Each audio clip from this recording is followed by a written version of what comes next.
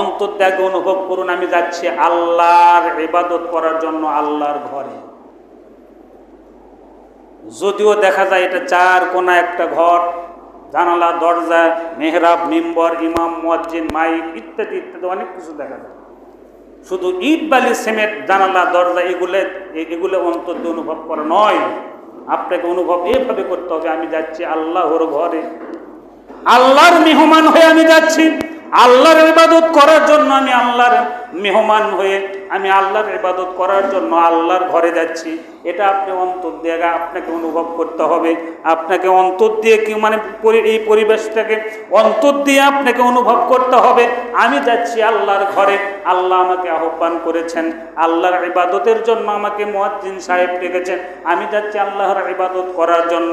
আমি জীবনে অনেক ভুল করেছি, অনেক অন্যায় করেছি, অনেক পাপ করেছি।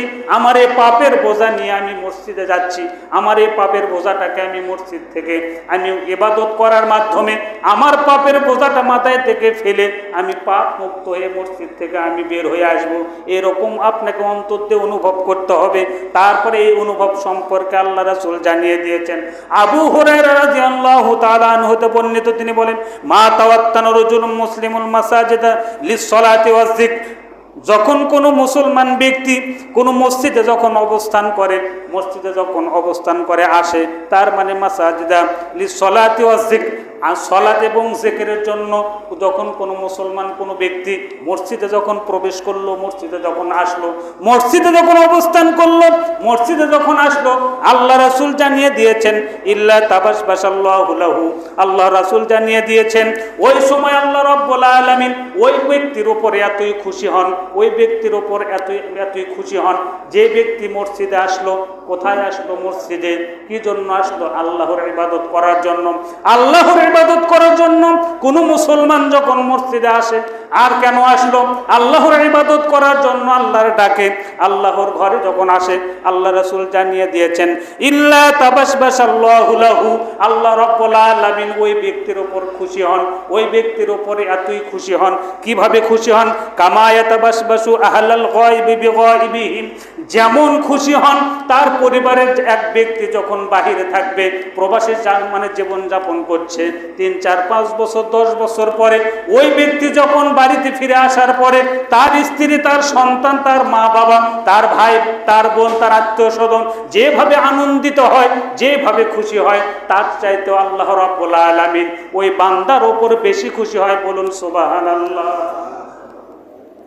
তাহলে কিভাবে অন্তত অনুভব করবেন? আমি আল্লাহর ঘরে যাচ্ছি আল্লাহর ইবাদত করার জন্য। অন্তত এইভাবে অনুভব করবেন যে আমি আল্লাহর মেহমান হয়ে যাচ্ছি। আর আপনি এবং আমি যখন মসজিদে আসব, মসজিদে যখন আসি, তখন আল্লাহ রাব্বুল আলামিন ওইভাবে খুশি হন, ওইভাবে আনন্দিত হন যখন একজন প্রবাসী দীর্ঘদিন পরে যখন তার নিকট আত্মীয় স্বজনের কাছে ফিরে আসে, আসার পরে তারা যেমন আনন্দিত হয়, কোথায় রাখবে, কোথায় খাওয়াবে, কোথায় বসাবে। দীর্ঘদিন তার স্ত্রী তার স্বামীকে দেখে না, সন্তান তার পিতার মুখটাকে অনেক দিন হলে দেখে না। সন্তান যেমন খুশি হয় বাবাকে পেয়ে বারবার চুমা খেতে চায়, সন্তান চায় বাবার থেকে একটু আদর নিতে, স্ত্রী চায় মানে স্বামীর থেকে একটু মহব্বত ভালোবাসা নিতে, পিতামাতা চায় আমার সন্তান একটু আমাকে ডাকুক, আমাকে মহব্বত করুক, ভালোবাসুক।